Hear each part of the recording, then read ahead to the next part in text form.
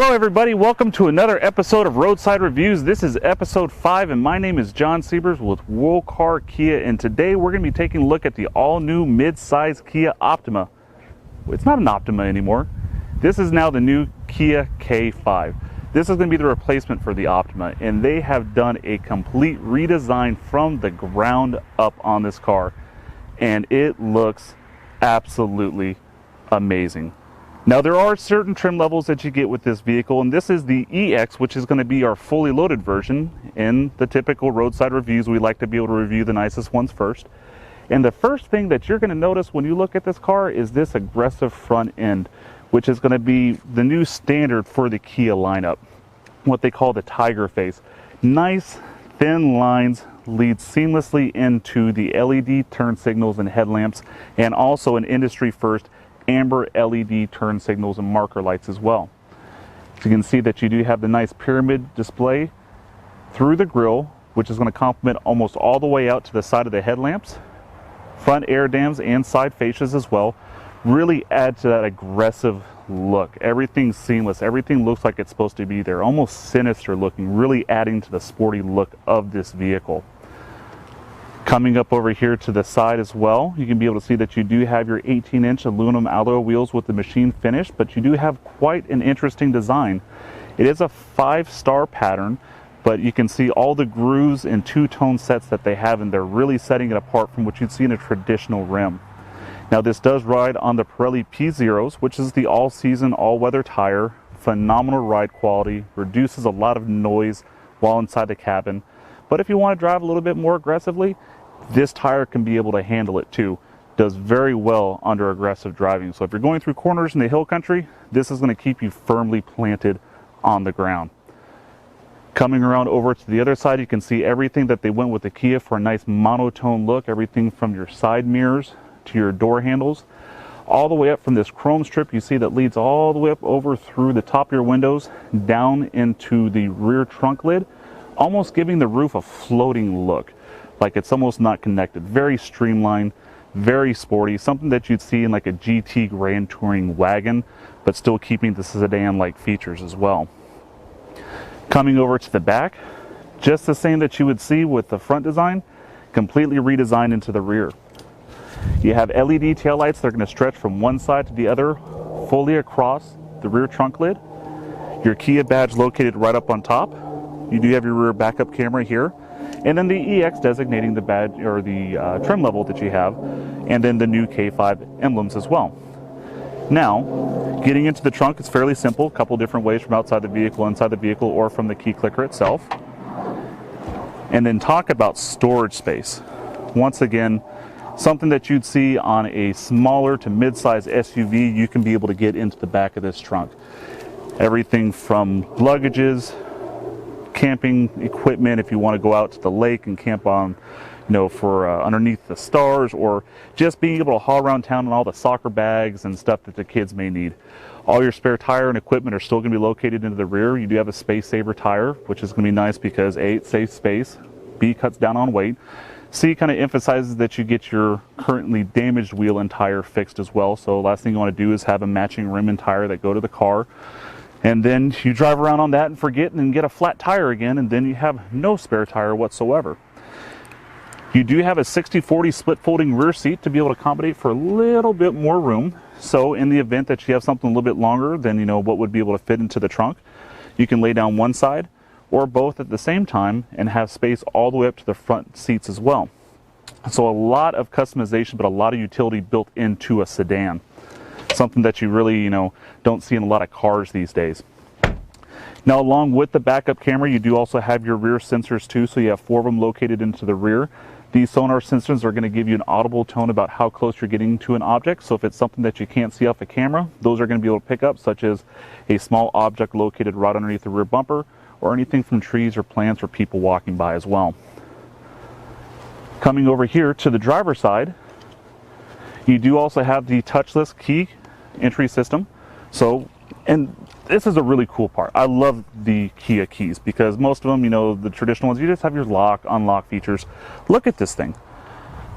It almost looks like a detonator, something you have to be able to hold in your hand like this and be able to hit the button, you know, to set off an explosion. But you can see you have your lock, your unlock, your trunk pop, your panic button, and over here on the side, your hold for your auto start. So to be able to go ahead and start the vehicle, hit your lock button once, then press and hold. Now the vehicle's running.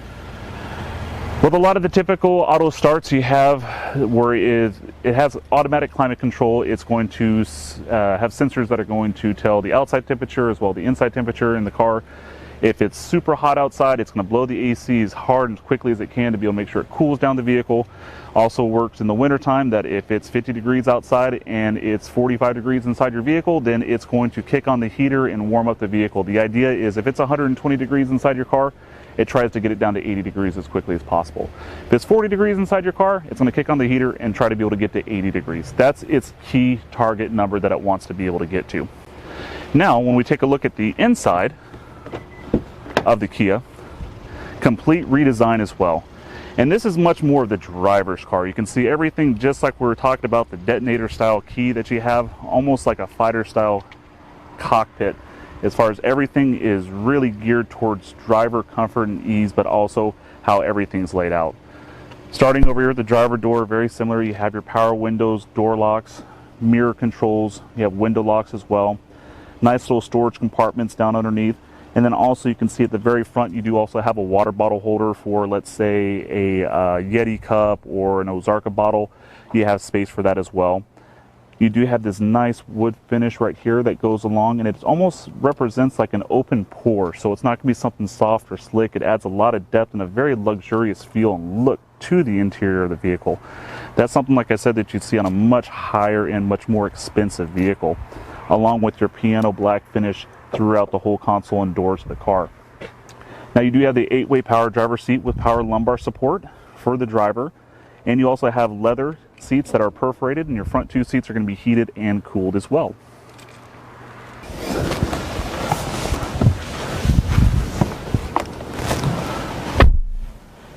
Do you hear that? That thud?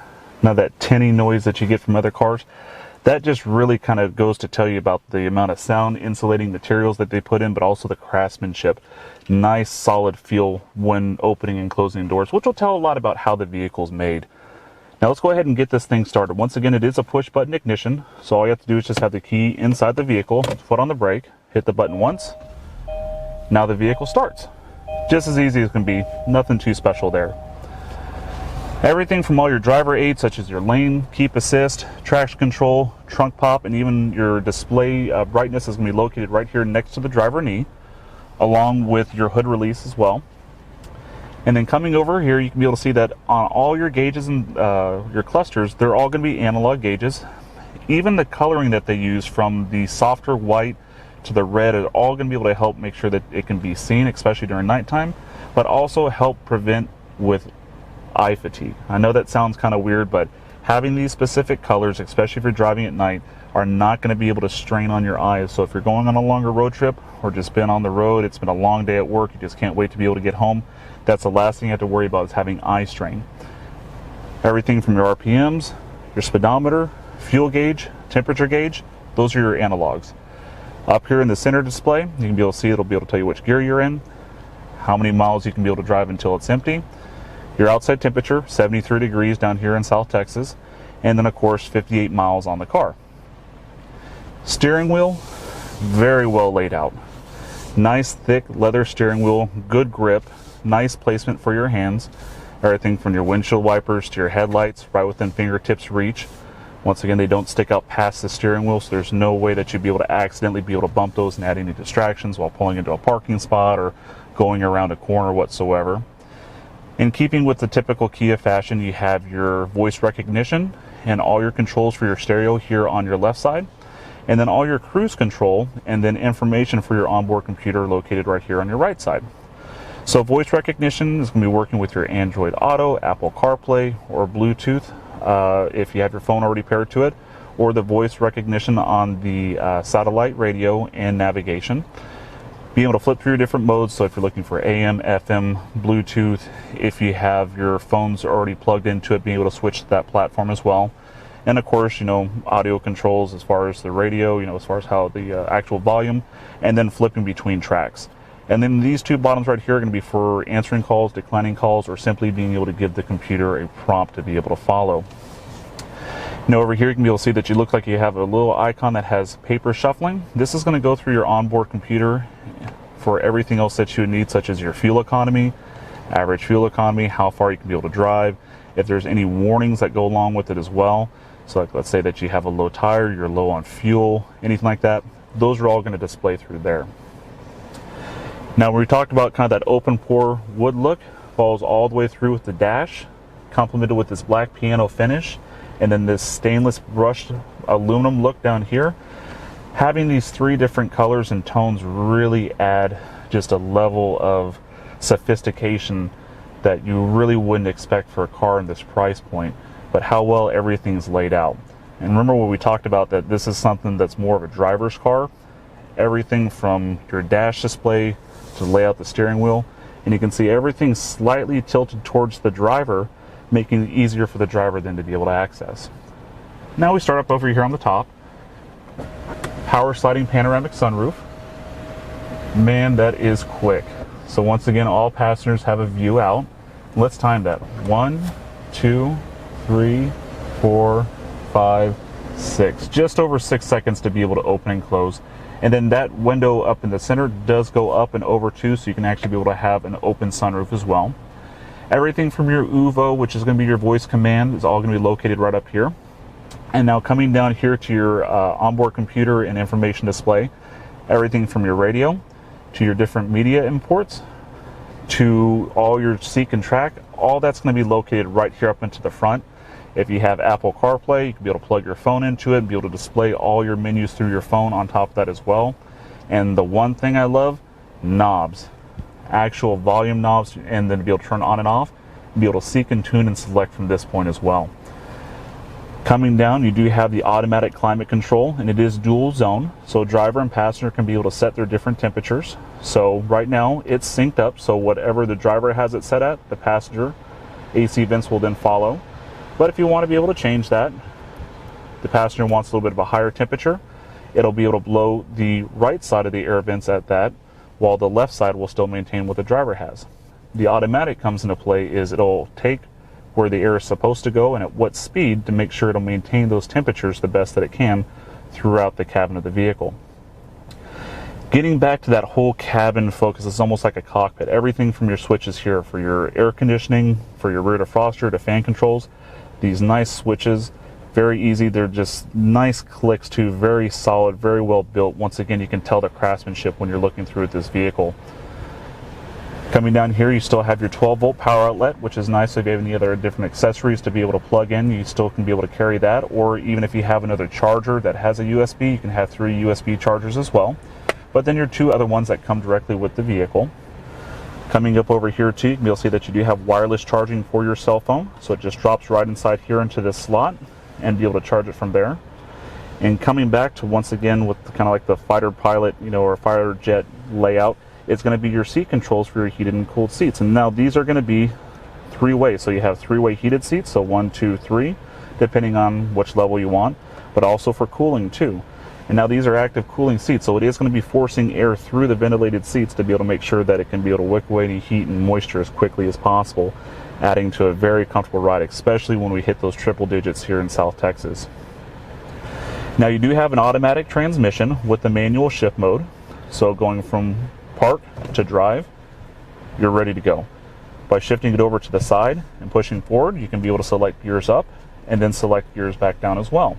Now this does have an 8-speed automatic transmission, and then this K5 is connected to the 1.6 liter turbocharged 4-cylinder engine that you see across the platform of a lot of different Kias and also Hyundais.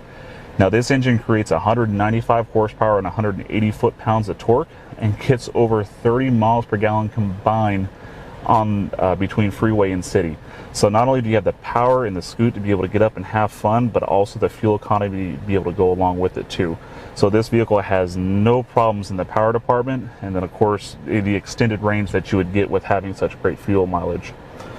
You do have an electronic parking brake, so to be able to go ahead and engage and disengage that is going to be located right here. So just be able to go ahead and push it down to release or pull it up to be able to engage it. But then also this auto hold. This is great. So if you're coming up on a hill, you let your foot off the brake, and when the auto hold is set into place, it's going to go ahead and apply the brakes until you hit the gas, so the vehicle won't roll backwards. So you have to worry about, jumping from the brake to the gas really quick. It gives you that time to be able to adjust and then be able to time it perfectly while keeping the vehicle in the same spot. And then of course an abundance of storage. You saw that this nice storage compartment we have up here, dual cup holders, a spot for your cell phone for wireless charging, and then when we open up the center console, more storage inside there, along with another USB outlet as well. So you have a total of 3 USB outlets, one 12-volt outlet, and then also wireless charging for your cell phone. So any electronic devices you could think that you need in this car, you can very well keep them charged up. But also very conveniently located, so everything's kind of out of the way, but very easy to be able to access as well. And one thing to be able to point out too is the support. These are going to be a little bit more of the sporty seats, so they have a little bit more bolsters on the side. Now that's good just for having a lot of support if you're going on a longer road trip, but if you just kind of want to whip around some corners, it's going to keep you from sliding from side to side. So not only a very comfortable seat, but very supportive seat as well, which is something, like I said, I can really appreciate, because if it's your daily driver, you still want to be able to have fun and have the best of both worlds too. So what do you say we go take a look at the back? The infamous big guy test. And I can say that there is more than enough room for me to be able to call this comfortable and spacious. Everything from, like I said, from the soft touch materials to this fine stitching, the piano black finish on the doors, follows through to the rear seats as well. That supportive feel that we got in the front seat, very much so still located into the rear. Now you do have your 2 additional AC vents on this model. So not only can be able to keep the air moving from the front to the rear, but more efficiently to be able to make sure that everybody in the rear does stay cool or warm depending on where they're set at. And then an additional 2 other USB outlets. So whoever's running electronics back over here, whether it be kids with an iPad or you just want to drain out your cell phone, looking at Instagram, you can be able to stay charged up and connected. Tons of storage. So right here on the back of the seats, you have storage compartments, and also into the back doors. And you do have a little spot for, a cell phone, maybe, a small tablet, then also for a water bottle. This car does seat up to 5, but if you pull down this center console, seating for 4, and then an additional 2 cup holders. Now, the big thing too is, when you're 6'3", 260-ish pounds, space is going to be a big deal. And even with having the panoramic sunroof, the one place on a lot of cars you lose that is going to be in the headroom. You can see that the way that they designed this to have it contoured, so even taller passengers in the back have an ample amount of headroom, so we're not keeping off to the side or just barely touching it. So I can be able to stretch my legs out, kick back, and just really be able to relax. I'd say that these seats are as comfortable, if not more comfortable, than the front seats too. So this would be a perfect place to be sitting on a road trip. Whether it's, like I said, just up to Austin, or if you're going to Louisiana, or all the way up to, Alaska, whatever it may be, this would be a great place to be sitting. Tons of space, great craftsmanship. I think the layout of the back seat is probably one of the best I've seen in a long time.